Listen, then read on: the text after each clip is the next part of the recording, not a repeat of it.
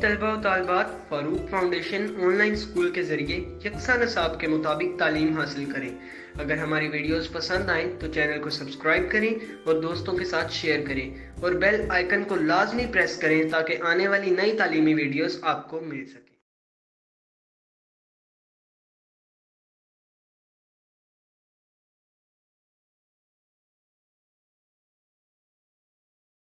Here I'm teach to physics class 10th where discuss students if you listen and watch all these video lectures with full attentively then hope so you will get excellent marks in the exams। मेरी parents से भी एक request है, वो अपने बच्चों को online learning के बारे में उन्हें अवेयरनेस दें ताकि बच्चे अपनी स्टडी को कंटिन्यू रख सकें। स्टूडेंट्स, इस तरह आप ऑनलाइन लर्निंग के थ्रू आपको किसी इंस्टीट्यूट या फिर किसी ट्यूटर की भी ज़रूरत नहीं पड़ेगी और आप अपनी स्टडी को भी कंटिन्यू रख सकते हैं। तो मेरी आपसे एक रिक्वेस्ट है, हमारे ग्रेड 1 से लेके ग्रेड 10 तक ऑल वीडियो लेक्चर्स मौजूद हैं। स्टूडेंट्स, आप इन वीडियो लेक्चर्स को फुल अटेंटिव होकर सुनिएगा तो होप सो आपके बहुत सारे कॉन्सेप्ट्स क्लियर होंगे। ओके स्टूडेंट्स, आज हम डिस्कस करेंगे chapter number 14 which is current and electricity. Students, इस चैप्टर में हम लोग करंट और इलेक्ट्रिसिटी के दरमियान डिफरेंस को डिस्कस करेंगे। आफ्टर डेट स्टूडेंट्स, इस चैप्टर में हम लोग डिस्कस करेंगे इलेक्ट्रिक करंट क्या होता है, देन हम लोग डिफ़ाइन करेंगे कन्वेंशनल करंट को, कन्वेंशनल करंट की डायरेक्शंस को डिस्कस करेंगे। आफ्टर डेट हम लोग पोटेंशियल डिफरेंस को डिस्कस करेंगे। पोटेंशियल डिफरेंस बेसिकली क्या है, ओके। नेक्स्ट हम लोग डिस्कस करेंगे कि इक्विवेलेंट रेजिस्टेंस क्या होती है और उसको किस तरह से कनेक्ट किया जाता है और इसके फैक्टर इफ़ेक्टिंग्स क्या हैं। स्टूडेंट्स, हम लोग कंडक्टर्स के बारे में पढ़ेंगे, इंसुलेटर्स के बारे में पढ़ेंगे कि हम कहते हैं कि जो वुड है वो जैसे कि कोई चीज़ें हैं जिनमें से करंट इजीली पास कर जाता है, ठीक है, उन्हें हम कहते हैं कंडक्टर्स, और कुछ चीज़ें हैं जिनसे करंट इजीली पास नहीं करता, ठीक है, उन्हें हम कहते हैं इंसुलेटर्स। तो इसके दरमियान भी हम लोग डिफरेंस को भी डिस्कस करेंगे। नेक्स्ट स्टूडेंट्स, हम लोग जॉल्स लॉ को डिफ़ाइन करेंगे, ठीक है। नेक्स्ट हम लोग एक रिलेशन ड्राइव करेंगे, I/E is equal to I/V/T और I²R/D is equal to V²T/R। इसको हम लोग न्यूमेरिकली भी सॉल्व करेंगे। ये सारी चीज़ें हम लोग इस चैप्टर में डिस्कस करेंगे। हम लोग मल्टीपल पाथ और सिंगल पाथ डिस्कस करेंगे सीरीज़ के लिए, किस तरह से इन्हें डिज़ाइन किया जाता है। नेक्स्ट स्टूडेंट्स, हम लोग हैज़र्ड्स ऑफ इलेक्ट्रिसिटी को लास्ट पे डिस्कस करेंगे, इलेक्ट्रिसिटी के क्या क्या ख़तरात हो सकते हैं, और हम ये भी डिस्कस करेंगे कि हम लोग इलेक्ट्रिसिटी को अपने घरों में किस तरह से सेफ्टली से यूज़ कर सकते हैं।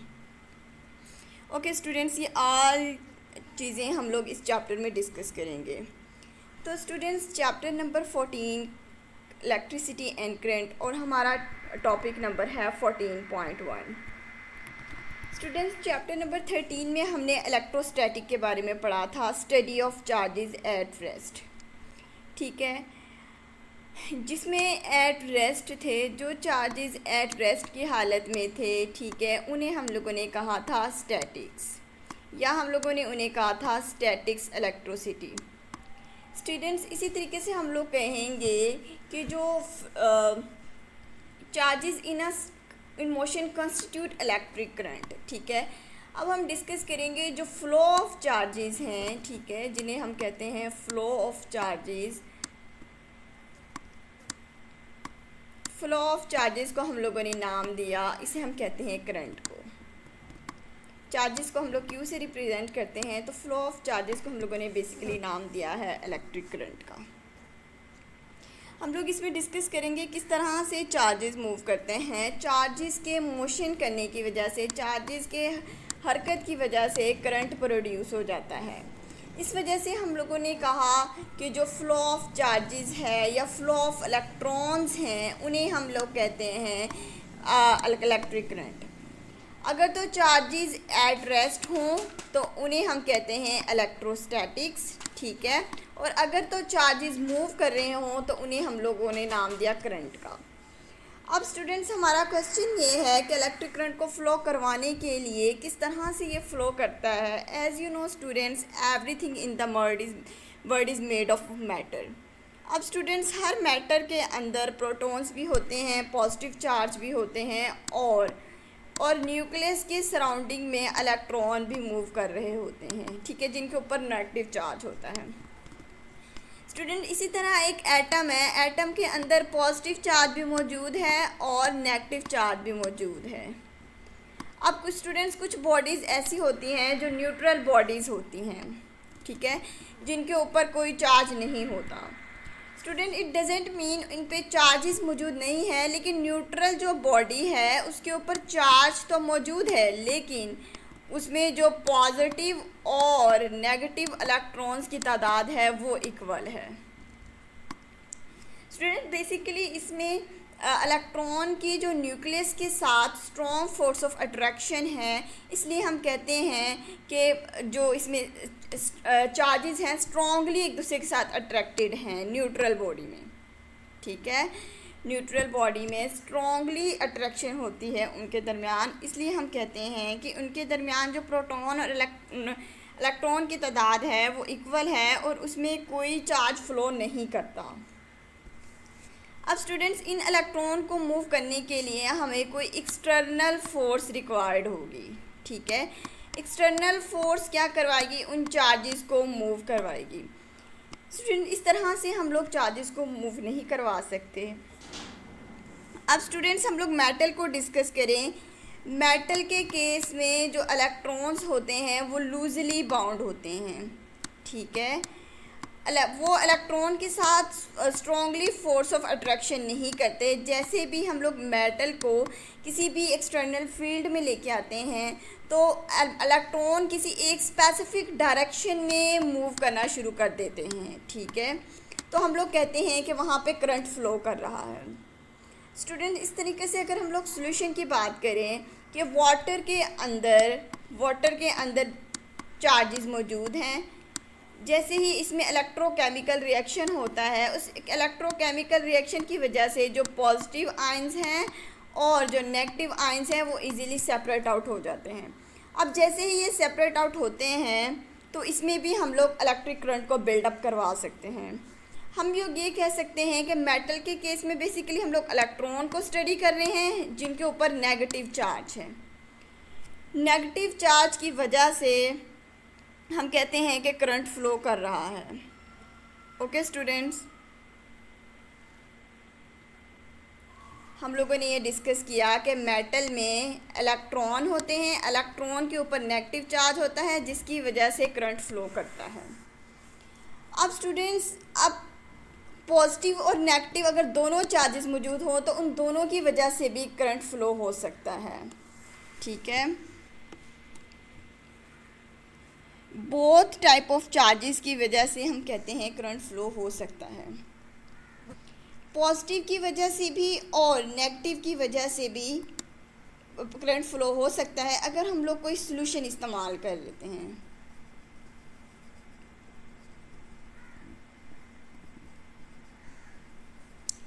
ओके स्टूडेंट्स, अब हम लोग किसी भी इन चार्जेस को इलेक्ट्रिक फील्ड के साथ हम लोग इन्हें करेंगे तो ये हमारे पास मोशन स्टार्ट कर देंगे।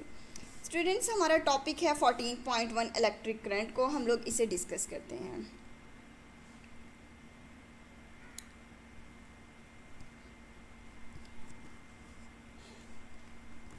Most of the electric charge around us in a bond in a neutral atom, it is not easy to overcome the electrostatic force. Attraction between the nuclei and electron in that atom. Electron और nucleus के दरमियान में attraction की वजह से हम लोग इस फोर्स को रिमूव नहीं कर सकते।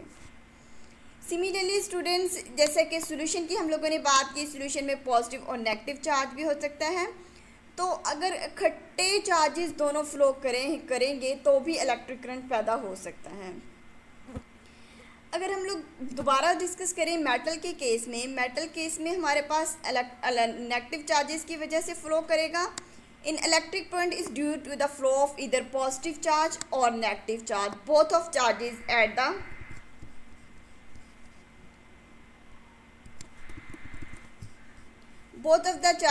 The same time. Okay students, मतलब यहाँ पे पॉजिटिव चार्ज और नेगेटिव चार्ज इन दोनों की वजह से हमारे पास करंट फ्लो हो सकता है।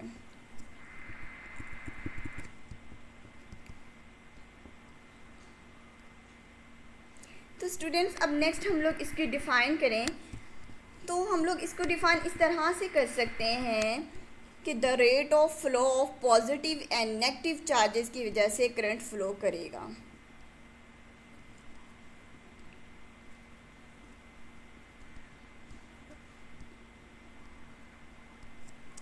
The rate of flow of electric charge through any cross sectional area is called current। ठीक है, हम लोगों ने डिस्कस किया कि जो मेटल्स हैं, इन मेटल्स में current is produced only due to a flow of free electrons.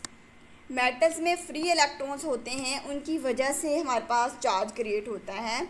In negative charges in case of electrolyte molecule in molecule aqueous solution associated among positive and negative ions. Metal में जो electrons की वजह से हमारे पास current flow करेगा, metal में students हमारे पास नेगेटिव चार्जेस की वजह से करंट फ्लो करेगा। ओके, जबकि हमारे पास अगर कोई एक्वस सॉल्यूशन हो तो एक्वस सॉल्यूशन में हमारे पास पॉजिटिव की वजह से भी फ्लो करेगा और नेगेटिव की वजह से भी फ्लो करेगा। ओके स्टूडेंट्स, नेक्स्ट हम लोग डिस्कस करते हैं कि जो हमारे पास चार्ज है उसको हम लोग जाहिर करते हैं चार्ज डिवाइडेड बाय टाइम से। करंट को हम लोग जाहिर करते हैं चार्ज डिवाइडेड बाय टाइम से। चार्ज को हम लोग रिप्रेजेंट करते हैं Q से और टाइम को हम लोग रिप्रेजेंट करते हैं T से। अब स्टूडेंट्स, चार्ज का यूनिट होता है कूलम और टाइम का यूनिट होता है सेकंड। तो कूलम पर सेकंड हमारे पास बन गया एम्पेयर। तो स्टूडेंट्स, करंट का जो ऐसा यूनिट है वो है हमारे पास एम्पेयर। ओके स्टूडेंट्स, अगर हम लोग एम्पेयर को हम लोग डिफ़ाइन करें तो एम्पेयर की हम लोग डेफिनेशन करते हैं।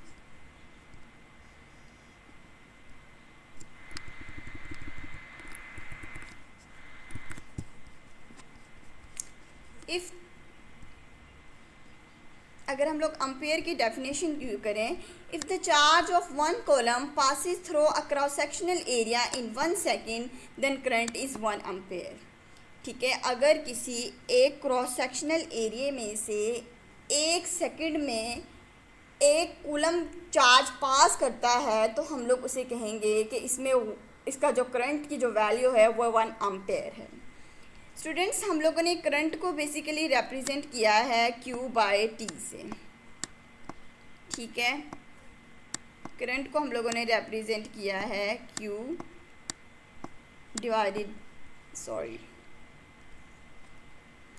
करंट को हम लोगों ने रिप्रेजेंट किया है Q/T से। ठीक है, अगर हम लोग स्टूडेंट्स देखें, हमारे पास जो चार्ज का यूनिट होता है वो हमारे पास होता है कूलम और टाइम का यूनिट हमारे पास होता है सेकंड। अगर तो स्टूडेंट्स हमारे पास 1 कूलम चार्ज हो, ओके, और वो एक स्पेसिफिक क्रॉस सेक्शनल एरिया में से 1 सेकंड में हमारे पास गुजरे तो उसमें करंट की जो वैल्यू होगी स्टूडेंट्स वो हमारे पास होगी 1 एम्पेयर। आई होप स्टूडेंट्स ये आपको समझ आ गया होगा करंट, एम्पेयर की डेफिनेशन और करंट की डेफिनेशन। अब students 1 milli ampere equal to हमारे पास होता है 10⁻³ एम्पेयर के, और 1 माइक्रो एम्पेयर हमारे पास इक्वल टू होता है 10⁻6 एम्पेयर के। तो स्टूडेंट्स अब हम देखेंगे कि बैटरी में किस तरह से इलेक्ट्रिक करंट प्रोड्यूस होता है। स्टूडेंट्स, जो बैटरी है it also one of the source of electric current. जो बैटरी है उसमें भी हम लोग इलेक्ट्रोकेमिकल रिएक्शन के थ्रू पॉजिटिव और नेगेटिव हमारे पास इलेक्ट्रिक चार्जेस होते हैं। अब स्टूडेंट्स आप देख सकते हैं कि एक बैटरी है, उसके अंदर एक केमिकल एनर्जी प्रेजेंट होती है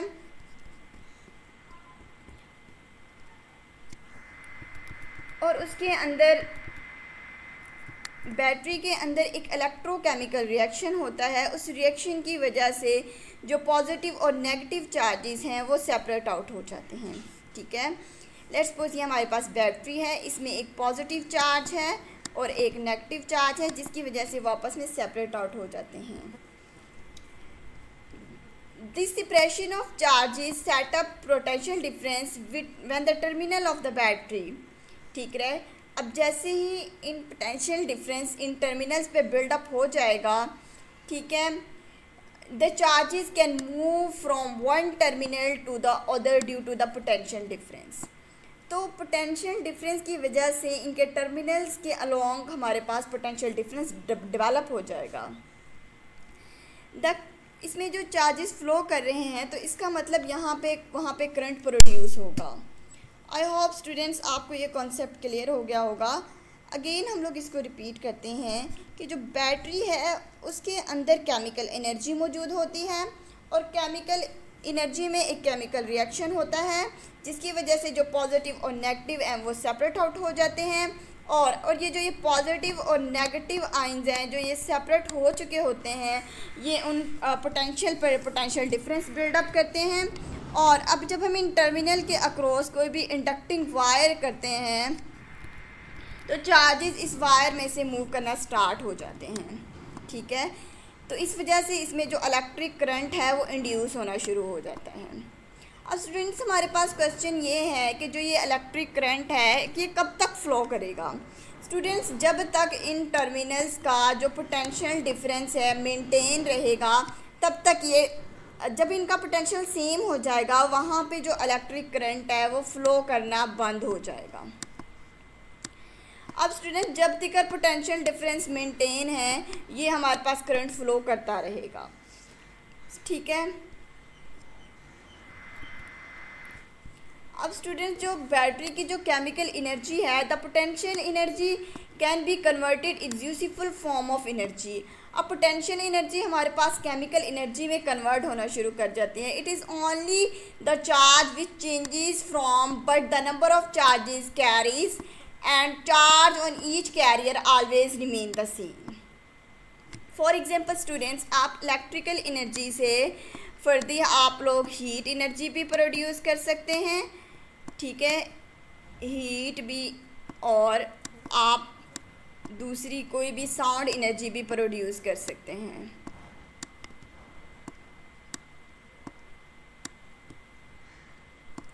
अब स्टूडेंट्स इलेक्ट्रिक करंट के अंदर जो नंबर ऑफ चार्ज कैरियर्स हैं वो सेम रहेंगे, मतलब जो कैरियर है वो भी सेम रहता है, वो भी चेंज नहीं होता। Charge carrier are not used up. तो स्टूडेंट्स दैट वाई हम लोग इस तरह से इलेक्ट्रिक पोटेंशियल एनर्जी को के इलेक्ट्रिकल पोटेंशियल है, ठीक है, that is electric potential. Instead of electric potential energy वो use term electric potential. Charges हैं वो किसी बल्ब में से पास तो हो रहे हैं, नंबर ऑफ द एंड वो चार्जेस सेम रहते हैं, लेकिन हम उसे लाइट एनर्जी की फॉर्म में भी कन्वर्ट कर सकते हैं और उसको हम लोग हीट एनर्जी की फॉर्म में भी कन्वर्ट कर सकते हैं।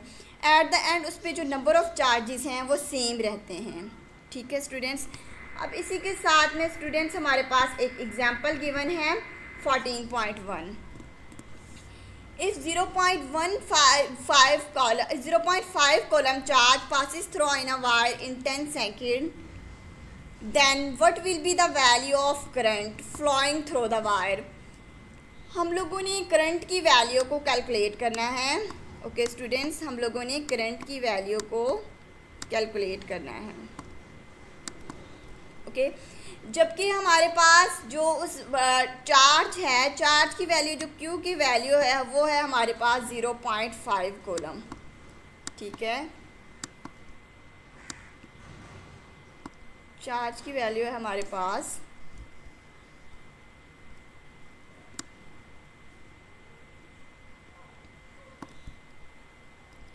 0.5 कूलम।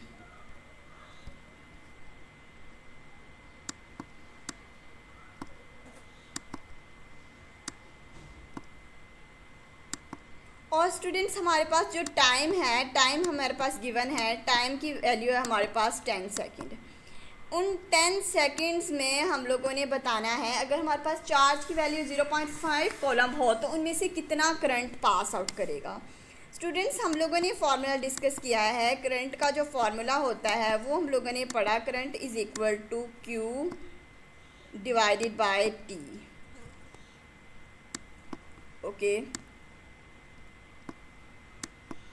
अब स्टूडेंट्स हमें पता है जो हमारे पास Q की जो वैल्यू है वो है हमारे पास 0.5 कूलम।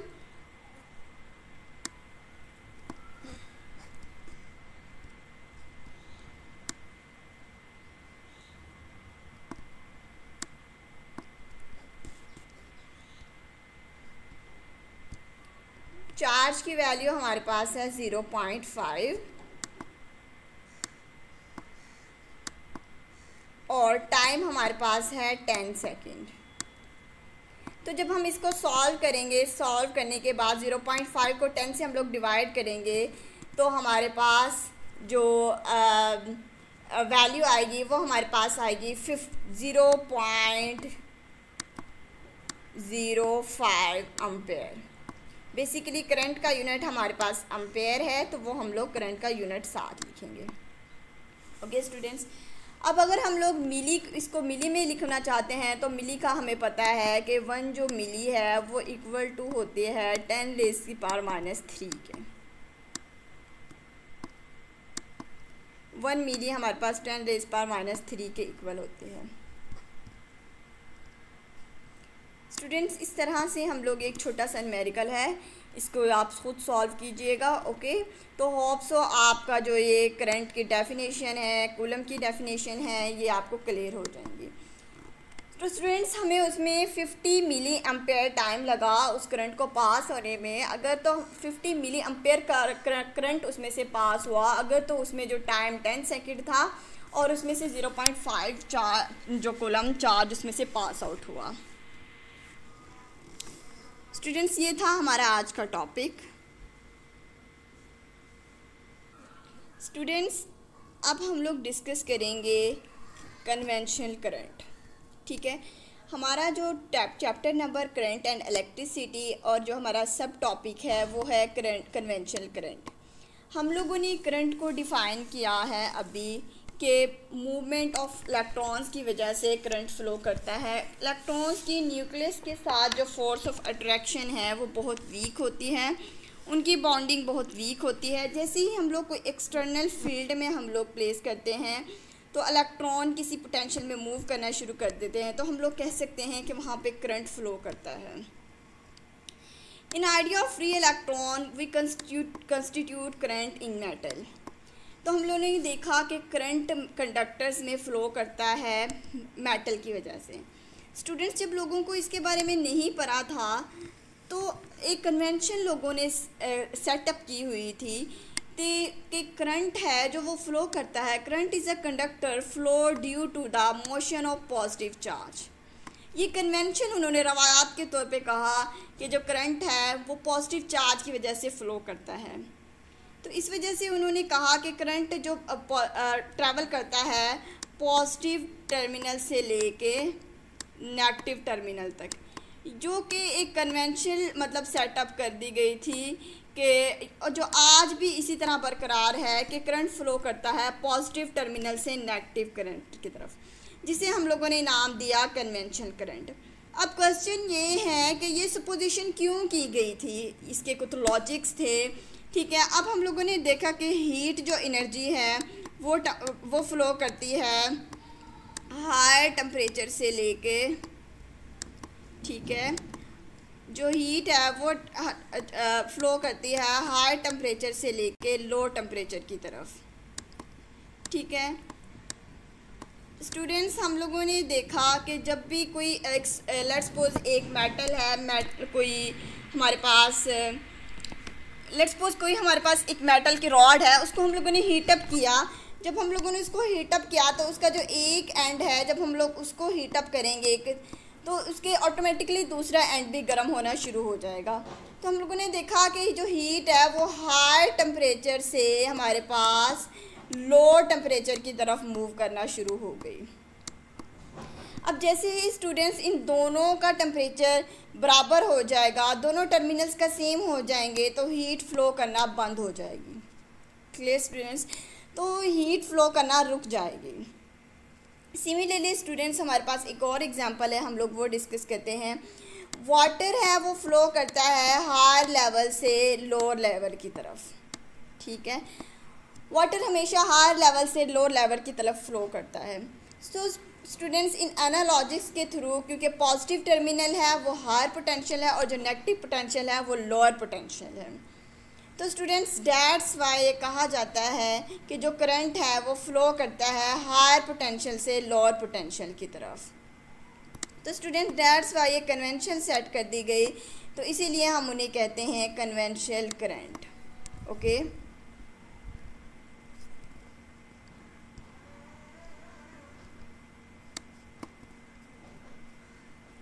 तो स्टूडेंट इस वजह से हम लोगों ने कहा कि करंट फ्लो करता है हायर पोटेंशियल से लेकर लोअर पोटेंशियल की तरफ, और उस वक्त तक फ्लो करता है जब तक उनके दरमियान में पोटेंशियल डिफरेंस सेम नहीं हो जाता। जब दोनों पोटेंशियल डिफरेंस सेम हो जाएंगे तो करंट फ्लो करना बंद हो जाएगा। As we know that the end of heated copper wire at a different temperature, ठीक है, the energy flow from the end at high temperature at the lower temperature. एक कॉपर वायर है, let's suppose students हमारे पास एक copper की wire है, एक का हम लोगों ने पोटेंशियल लो रखा है, ठीक है, और एक का पोटेंशियल हम लोगों ने हाई रखा हुआ है, ठीक है। इसका पोटेंशियल हम लोगों ने हाई रखा है और दूसरे का पोटेंशियल हम लोगों ने लो रखा है। तो करंट फ्लो करेगा हायर पोटेंशियल से लेकर लोअर पोटेंशियल की तरफ। करंट इस डायरेक्शन में हमारे पास फ्लो करेगा। Okay,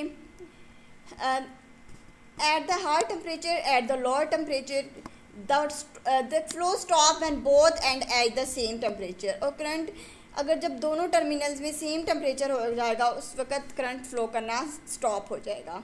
what is a pipe also flow higher level to the lower level. जो वाटर के मॉलिक्यूल्स हैं, वाटर है वो भी आपने देखा होगा एक हायर से लेकर लोअर टर्मिनल की तरफ मूव करता है। Okay students, when the conductor is connected to a battery, it is pushes charges and the flow of current higher potential to the lower potential, ठीक है। the flow of current continues as the long as there is a potential difference, ठीक है। अब current flow करेगा positive terminal से negative terminal की battery की तरफ, ठीक है। Due to the flow of positive charges is called conventional current. अब actually students current basically flow करता है मूवमेंट ऑफ फ्री इलेक्ट्रॉन्स की वजह से। अब स्टूडेंट्स कन्वेंशनल करंट जो कि पॉजिटिव टर्मिनल से नेगेटिव टर्मिनल की बैटरी की तरफ मूव कर रहा है, ठीक है, ड्यू टू पॉजिटिव चार्जेस की वजह से। अब स्टूडेंट्स इसका जो इफ़ेक्ट होगा सेम ऐसे ही करंट अगर फ़्लो करेगा नेगेटिव टर्मिनल से पॉजिटिव टर्मिनल की तरफ due to the flow of negative charges, तो इस तरह से भी इसका सेम इफ़ेक्ट होगा। Clear students. अब बोथ केसेस में इफ़ेक्ट इसका सेम होता है, लेकिन एक्चुअली करंट फ्लो करता है नेगेटिव टर्मिनल से पॉजिटिव टर्मिनल की वजह से, नेगेटिव टर्मिनल से बेसिकली पॉजिटिव टर्मिनल की तरफ। लेकिन यहाँ पे हम लोगों ने कन्वेंशनल सेटअप कर ली कि बैटरी जो करंट है वो फ्लो करेगा पॉजिटिव से नेगेटिव की तरफ, तो इसे हम लोग नाम देंगे कन्वेंशनल करंट। तो स्टूडेंट्स हम लोग अब इसको डिफाइन करते हैं। Current flowing from positive to negative terminal of a battery due to the flow of positive charges, this is called the conventional current. Basically हम लोगों ने डिफाइन किया कि करंट हमेशा नेगेटिव से पॉजिटिव टर्मिनल की तरफ मूव करता है, लेकिन ये एक कन्वेंशन बना दी गई कि जो करंट है भाई वो फ्लो करेगा हमेशा बैटरी के पॉजिटिव से नेगेटिव टर्मिनल की तरफ, ठीक है। तो इस और फर्क करेगा क्यों? पॉजिटिव चार्जेस की वजह से। तो उस करंट को हम लोगों ने नाम दिया कन्वेंशनल करंट का। ओके स्टूडेंट्स, नेक्स्ट स्टूडेंट्स हमारे पास है conventional current produce as the same effect as the current flowing through from negative terminal to the positive terminal and negative terminal of to the positive terminal due to the flow of negative charges, ठीक है। Conventional current produce किस वजह से होता है? क्योंकि उसमें जो चार्जेस हैं वो नेगेटिव टर्मिनल से पॉजिटिव टर्मिनल की तरफ मूव करते हैं। नेगेटिव चार्जेस की वजह से वहाँ पे करंट प्रोड्यूस हो रहा है। ये हम लोगों ने डिस्कस किया कन्वेंशनल करंट में। अब स्टूडेंट्स हमारा एक और टॉपिक है मेजरमेंट ऑफ करंट। अब स्टूडेंट्स हम लोग करंट को कैसे मेजर करते हैं? हमारे पास 2 इंस्ट्रूमेंट हैं मेजरमेंट ऑफ करंट के लिए। फर्स्ट वन हमारे पास है गैल्वेनोमीटर, उसे हम लोग करंट से को उसे मेजर करेंगे। जैसे स्टूडेंट्स आप लोग कोई भी टेम्परेचर है, टेम्परेचर को मेजर कर सकते हैं। जैसे कि टेम्परेचर को मेजर हम लोग को के लिए हम लोगों ने थर्मामीटर का यूज़ किया, ठीक है, थर्मामीटर को हम लोगों ने यूज़ किया। अब गैल्वेनोमीटर क्या है, किस तरह से ही करंट को मेजर करता है, और एक अमीटर है, some common example of current measuring instrument. ये कुछ कॉमन इंस्ट्रूमेंट हैं गैल्वेनोमीटर और अमीटर, जिसकी वजह से हम लोग करंट को मेजर कर सकते हैं। स्टूडेंट फर्स्टली हम लोग गैल्वेनोमीटर को डिस्कस करते हैं। Galvanometer is very sensitive instrument. Galvanometer एक बहुत ही ज़्यादा सेंसिटिव इंस्ट्रूमेंट है। सेंसिटिव का मतलब जो स्मॉल अमाउंट ऑफ करंट है वो उसको भी मेजर कर सकता है। ओके स्टूडेंट्स, मतलब कि करंट की जो छोटी सी छोटी वैल्यू है उसको भी वो मेजर कर सकता है। गैल्वेनोमीटर की आप लोग शेप देख सकते हैं। गैल्वेनोमीटर इस तरह से डिज़ाइन किया होता है। A current of few milliampere is sufficient to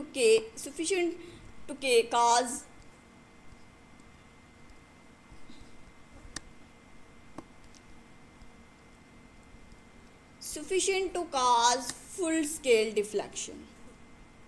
okay student, इसमें अगर छोटा सा माइन्यूट सा करंट भी गुजरे तो ये गैल्वेनोमीटर की जो है वो डिफ्लेक्शन शो करेगा। बेसिकली यहाँ पे हमारे पास गैल्वेनोमीटर में एक स्केल होता है। ये इस टाइप का स्टूडेंट्स आप देख सकते हैं। इस पर रीडिंग्स भी लिखी हुई हैं, जैसे 10, 20, 25 गैल्वेनोमीटर।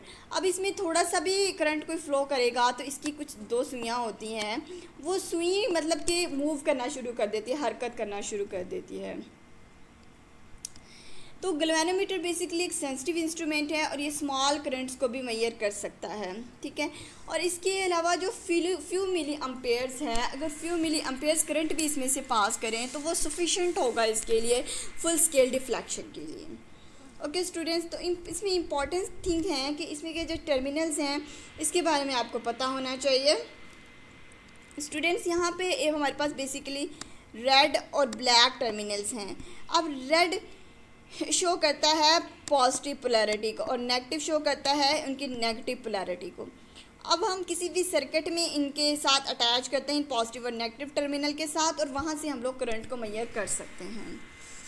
तो स्टूडेंट्स बेसिकली नॉर्मली कहा जाता है it is use to detect the passage of current.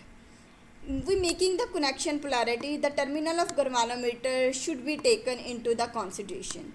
जो इनकी टर्मिनल्स हैं, इनकी पोलैरिटी है, उसको हम लोग जहन में रखते हुए किसी भी करंट की वैल्यू को कैलकुलेट कर सकते हैं। Generally terminals of the galvanometer with red colour show positive terminal. जैसे स्टूडेंट्स हम लोगों ने बताया रेड है वो पॉजिटिव को शो करेगा, while the black color show the negative polarity. An ideal galvanometer should have very small resistance to pass the maximum current flow in the circuit. Students जो आइडियल गैल्वेनोमीटर है उसकी जो resistance है वो बहुत small होती है और इसमें से मैक्सिमम करंट पास करता है, ठीक है। उसमें से स्मॉल रेजिस्टेंस होती है तो ऑब्वियसली स्टूडेंट्स बेसिकली अगर उसमें रुकावट कम होगी तो उसमें से करंट मैक्सिमम फ्लो करेगा। तो आप लोगों ने ये याद रखना है, ये एमसीक्यू भी पूछ लिया जाता है कि जो भी हमारे पास आइडियल गैल्वेनोमीटर होगा उसमें से जो करंट की जो वैल्यू है, करंट हमारे पास उसमें से पास करेगा मैक्सिमम। ओके स्टूडेंट्स, करंट की वैल्यू उसमें मैक्सिमम पास करेगी और जो उसमें रेजिस्टेंस की वैल्यू होगी वो हमारे पास स्मॉल होगी।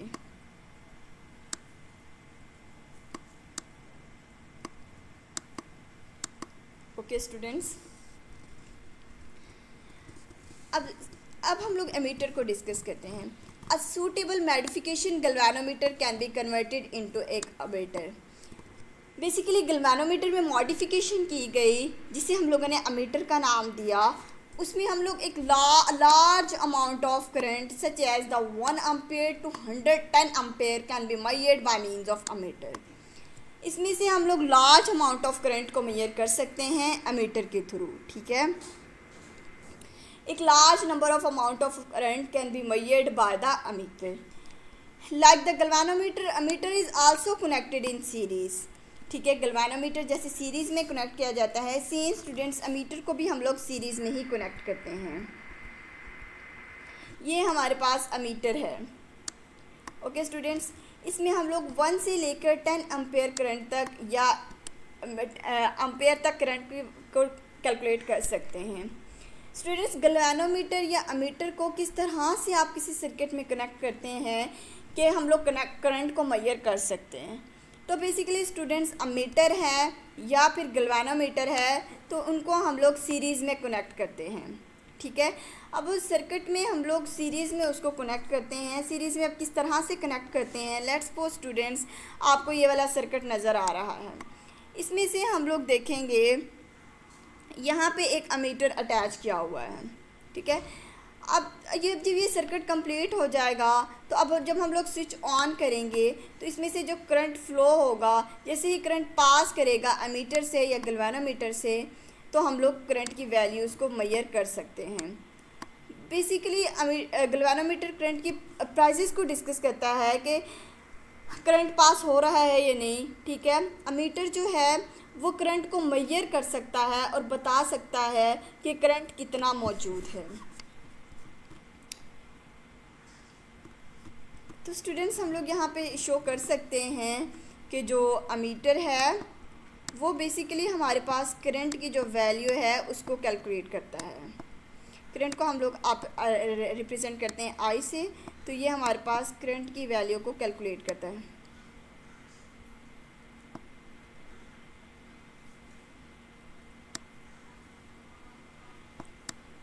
ठीक है स्टूडेंट्स, ये था हमारा आज का टॉपिक जिसमें हम लोगों ने मेजरमेंट ऑफ करंट पढ़ा और जिसमें हम लोगों ने अमीटर और गैल्वेनोमीटर के बारे में डिटेल से डिस्कस किया। Thank you so much students. Next हम लोग डिस्कस करेंगे पोटेंशियल डिफरेंस को। बेसिकली पोटेंशियल डिफरेंस है क्या, किस तरह से टर्मिनल्स के अराउंड पोटेंशियल डिफरेंस कैलकुलेट किया जाता है, किस तरह से ये बिल्ड अप होता है एक सर्किट के अंदर। तो तब तक के लिए अपना बहुत सारा ख्याल रखिएगा। आई होप स्टूडेंट्स आपको ये लेक्चर समझ आ गया होगा। Take care. अल्लाह हाफिज़ स्टूडेंट्स।